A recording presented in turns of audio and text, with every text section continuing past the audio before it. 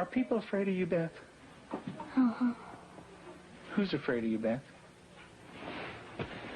John. Your brother. And what is your brother, why is your brother afraid of you? Because I hurt him so much. Mm-hmm. Okay. And what, at nighttime, what do your parents do to your door? Lock it shut. Why do they lock it shut? Because they don't want me to hurt John. Right. And they're kind of afraid of hurting John? Of you hurting John? Mm-hmm. Okay. Are they afraid that you might hurt them? Yep. Would you, Beth? Mm-hmm. When would you do it? Nighttime. Okay. Why would you do nighttime? Because I don't like them seeing me do it. But they can feel me do it. Mm-hmm. And what would you do to him, Beth? Stab him. Okay. What would you stab him with? A knife. The program you are about to see was compiled from the actual therapy tapes of Dr. Ken McGidd, a clinical psychologist specializing in the treatment of severely abused children. Children so traumatized in the first years of life that they do not bond with other people. They are children who cannot love or accept love. Children without conscience who can hurt or even kill without remorse. This film shows the devastating effects of abuse on a child. It also shows that victims can be helped. It is the story of a 6.5-year-old girl named Beth. Do you ever stick pins in people? Mm-hmm. Who? My brother. Okay. Do you do it a little bit or a lot? A lot. Okay. And what are you trying to do to your brother? Kill him. Why do you want your brother to die? Because I was hurt so bad, and I don't want to be around people. Okay. Who else would you like to stick pins into? Mommy and Daddy. What would you like to have happen to them? Die. Jesus couldn't have lived to save Israel, yet he chose to die to save the world. Tim is the minister of a small Methodist church in the South. He and his wife Julie have been married for 12 years. Jesus didn't say so. Unable to have children of their own, they decided to adopt. In February of 1984, they received a call from the Department of Social Services telling them they had 2 children available for adoption.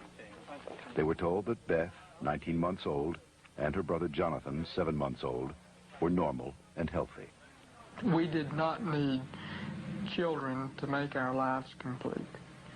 We felt secure in ourselves and secure in our relationship, but we wanted to share that with somebody else. And we felt like we had a lot to pass on to a child, and that was what we really wanted to do. And when the phone call came, it was like, at last it's here. And it seemed like a miracle. It had happened so quick. We'd heard of couples having to wait 5, 10 years on a child, and here we had 2 young children. It was like the answer to our dream. Their dream became a nightmare when they realized that Beth and Jonathan had severe emotional problems. We had the kids with us, Beth and her younger brother John, for probably a couple of months until we began to learn something about their background and their past. And when we learned it, some things seemed to fall in place about her behavior and John's behavior. From several sources, we discovered that they didn't have enough food to eat. That perhaps even Beth went all day maybe with just a box of Kick cereal. John himself was found in a bassinet with little patches of urine all over it and a dirty diaper and a couple of bottles at his feet that had curdled milk, and the back of his head was completely flat. The front of his head had bulged out, and at 7 months he couldn't raise his head, couldn't roll over. He was just had no stimulation, and we we think perhaps that it happened to Beth, and it wasn't very long until she began showing some signs of perhaps even some abuse. There was a nightmare that she had, and the nightmare was about a man who was falling on her and hurting her with a part of himself. Tell me about your birth father. What was that nightmare like? When he touched my vaginas Okay. until it bled, hurt it a lot until it bled, and wouldn't feed me a lot. He'd hit on me, wouldn't be very nice to me. How old were you? 1. And in your nightmare, what happens? I get real scared. Where are you in the nightmare? What happens in the dream? I'm in the house, upstairs. And then what happens, Beth? When he comes upstairs and, hurts. How do you feel when you talk about this? Scared. Where's your birth father? What's he doing? He's right there, and there's his hand. His hand's right there. Where? Right there. You can't hardly see it because it's green. What's it touching? My vaginas. And what is your birth father doing? Hurting it. Your face looks sad. Can you tell me about that? It's crying because there's dots of the tears. Beth had endured severe neglect and abuse as a child. Her birth mother died when she was 1. Because of these early childhood experiences, Beth never developed a sense of conscience, love, or trust for anyone. The early sexual abuse by her birth father would cause her to exhibit inappropriate sexual behavior, especially toward her brother. Does your brother have private parts?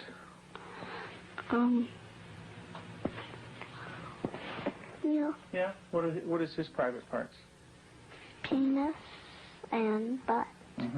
And what do you do with your brother with his private parts, Beth? I heard it. Tell me about it. What do you do? Well, I pinch it,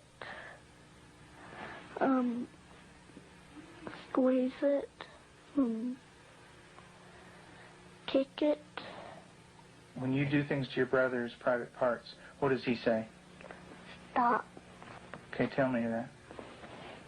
Well, he says stop, but I don't stop. Do you hurt him? A lot. Okay.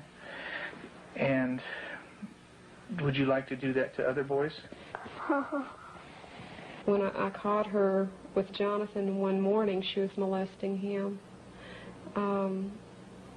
He was crying and his pants were down, and I said, Beth, what's happening? And she said, I pulled his penis and put my finger up his anus. And I said, didn't he say to stop? And she said, yeah, he did. And I said, did you? And she said, no. Have you ever rubbed your private parts? Do you do it a lot? A lot. How much do you do that?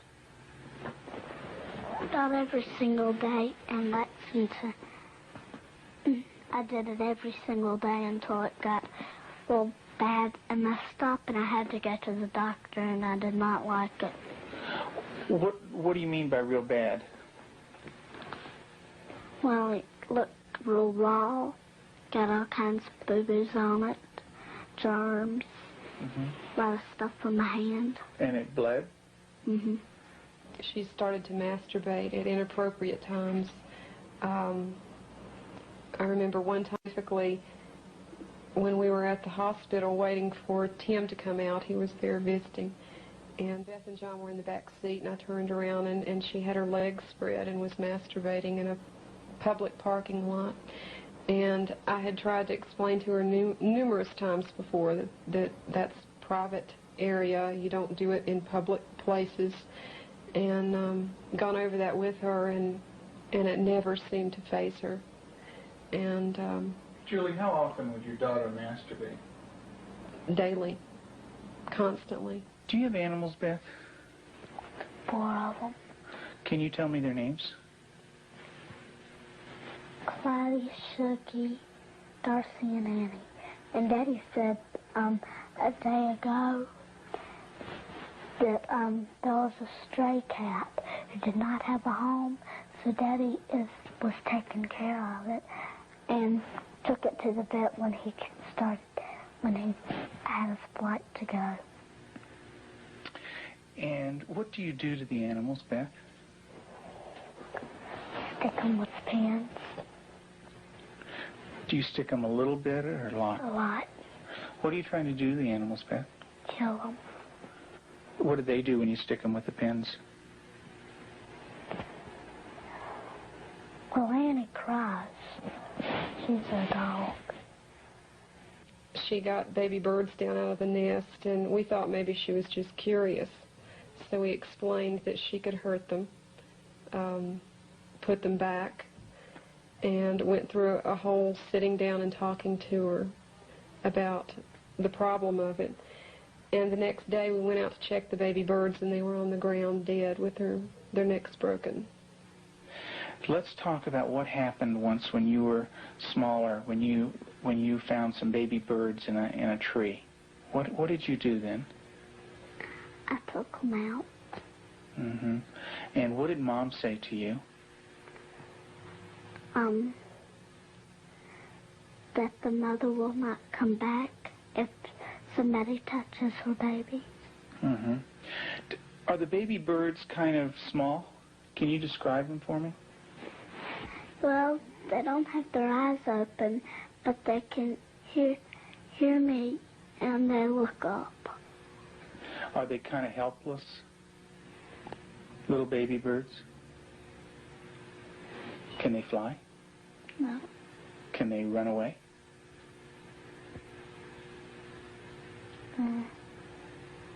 Yes. They can? Are they easy to catch or hard to catch? Hard. Yeah. Well, it's hard to remember. With the baby birds, what did you do? Took them out of the tree. And what did you do with them? Played around too rough. Also, when at the end, I picked it up and I thought it was Dad, and I came to say, Mommy, is this bird dead? And she said, she called Daddy and said, Tim, and Daddy came and, I think I remember that they said yes. Mm-hmm. And so did the little baby birds die? I don't know. You don't remember? I just remember that I remember that Mommy and Daddy saying the last bird we got was dead. Mm-hmm. Do you know what Mom said to me? She said that all of them were dead. Did you squeeze them? Did Baby Beth squeeze them? You're doing a good job, honey. Go ahead and tell me what happened. I squeezed them. And what happened? They died. But this kind of aggression at our animals and even at our brother Jonathan was beginning to grow to such an excess that our life was miserable at home. John would cry in the mornings and say his stomach hurt.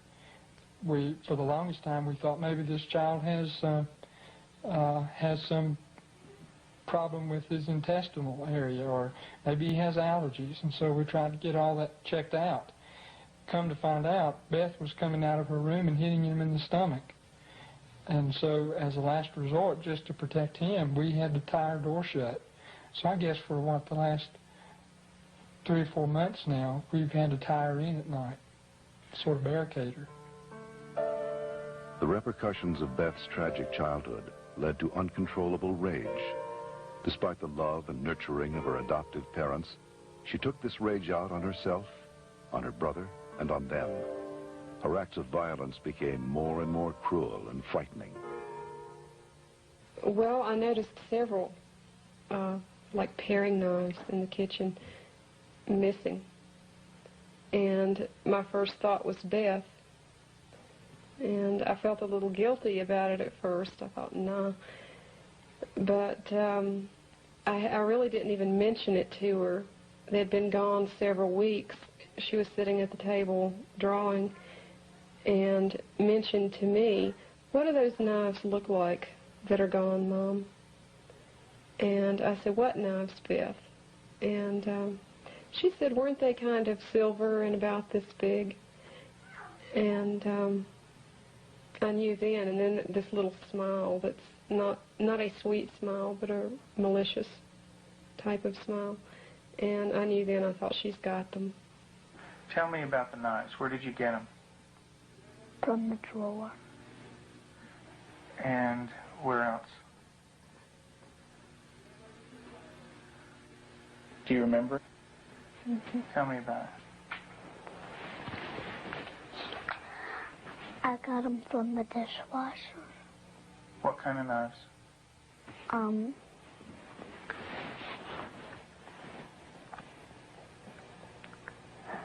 Big sharp ones. And what do you want to do with those knives?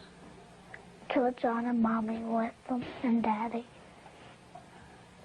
And when Mommy asks you about where the knives are, what do you say? I don't know where they are. What did you think she might do with the knives? My first thought was Jonathan.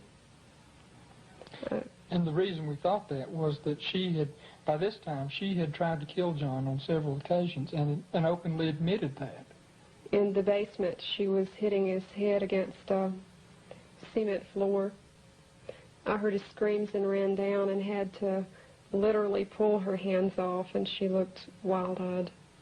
Did you get real mad at him? Did you hit his head real hard? Tell me about it. How many times did you do it? A lot? Mm-hmm.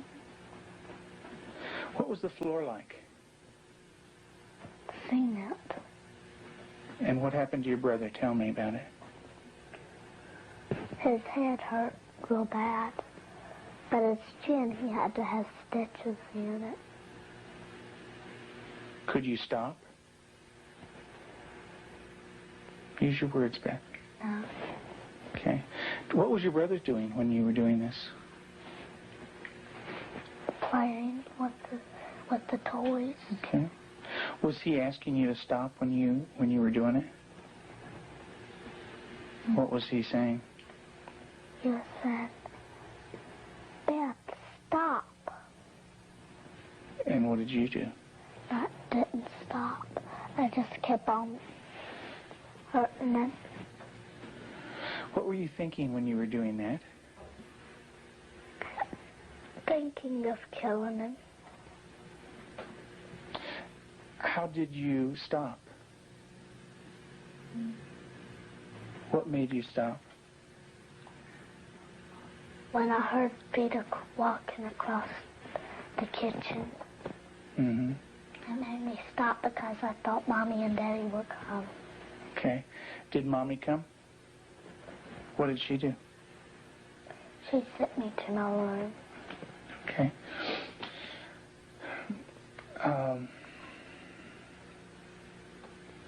And what if Mom didn't stop you? What would you have done?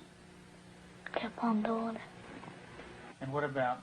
After evaluating the extent of Beth's psychological problems, Dr. Magid felt that for the well-being of the family, Beth needed to be temporarily separated from them. In April of 1989, her parents brought her to a special home with an expert at raising children with early attachment disorders, especially children who are dangerous to themselves and others. I have children that have killed numerous times. Cold-blooded family members, neighbor children killed them. And they can do it. Makes my blood run cold just thinking about 9 years old.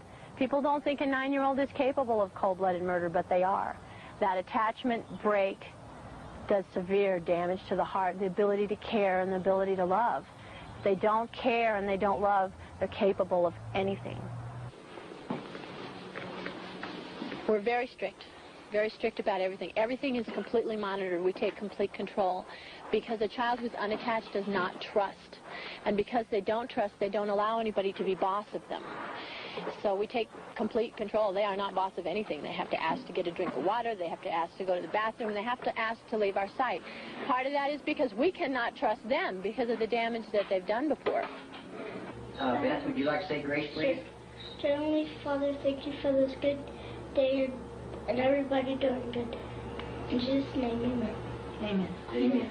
They believe that they're evil. They believe they're from the devil. They believe that they are not a person of value. And we have to change that, and we have to build that from a child who's nothing, who's a bad kid in their own mind, to a child who's valuable and loving, and they see themselves as that.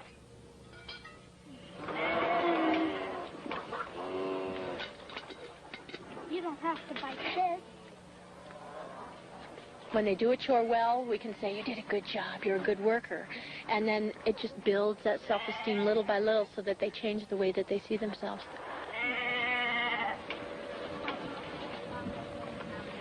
Several months into treatment in this controlled environment, Beth had made progress, and her therapist decided to loosen some of the controls. Anybody wants some more? I've seen that. Beth continued to show signs of improvement.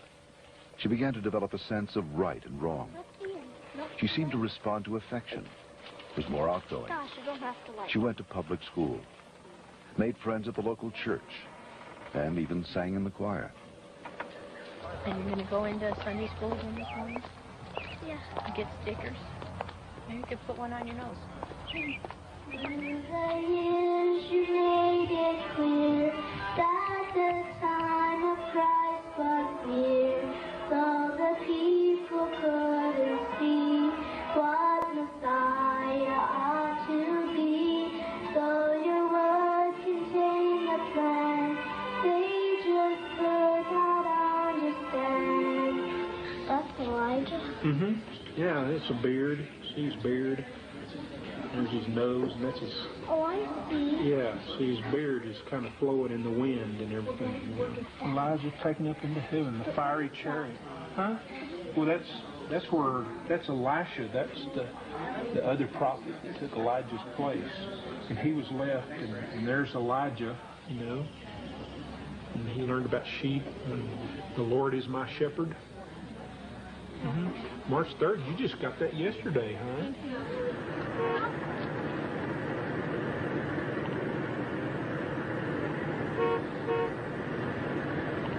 In the beginning, we couldn't trust her with anything. She was locked up at night. We had alarms on the door at night so she wasn't sneaking around doing things with the other children.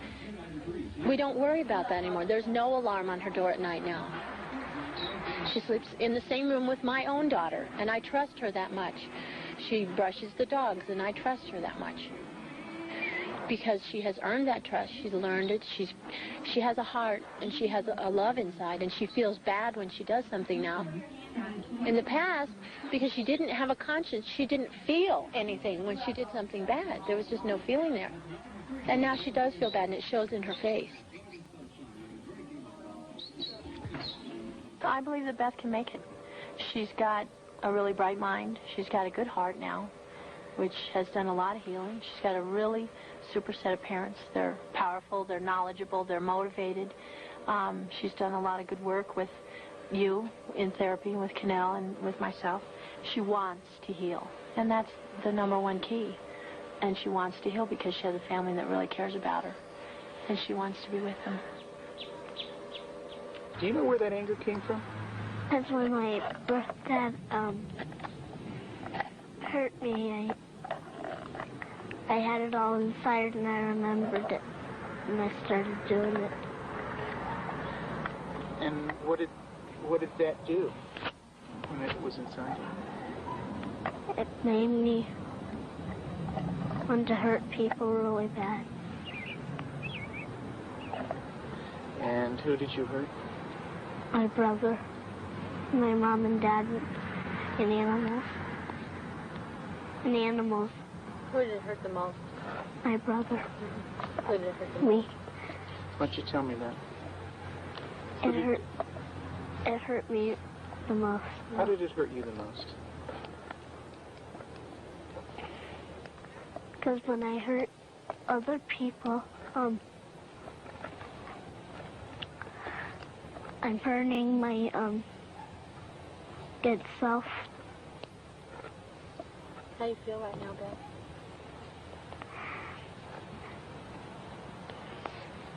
Sad. It's kind of tough to talk about, isn't it? Yes. It is. Beth gave her last interview for this film in December of 1989. Although she had made progress, she would still need extensive therapy. Not all abused children are as deeply scarred as Beth, but all abused children suffer a profound hurt for the rest of their lives. The road to recovery is long and hard for the abused child. There are more than 1 million new victims of child abuse in America every year.